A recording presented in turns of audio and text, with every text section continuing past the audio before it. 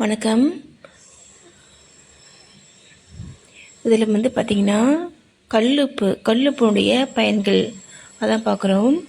கல்லுப்பு நம்ம டெய்லி நம்ம சமையல்லையும் அதே மாதிரி மற்ற பிற விஷயங்களுக்கு பயன்படுத்தும் பொழுது அது எந்த அளவுக்கு நமக்கு நன்மை செய்யுது அப்படிங்கிறத தான் பார்க்குறோம்.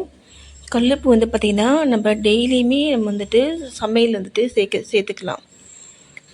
கல்லுப்பு நம்ம அதை நம்ம பொடி பண்ணி நம்ம சமையல் சேர்த்துக்கலாம். அதே மாதிரி நம்ம டைரெக்டாகவும் நம்ம சமையல் சேர்த்துக்கலாம்.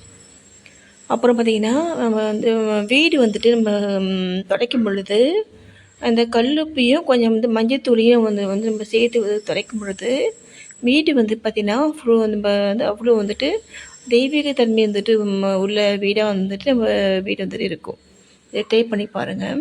நன்றி.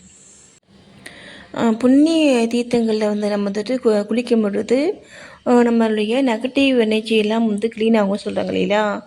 அதே பலனை நம்ம வீட்லேயும் பெற முடியும்.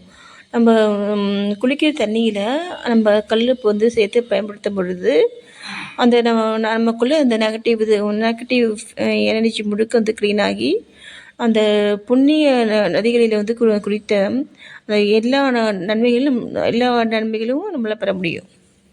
நன்றி.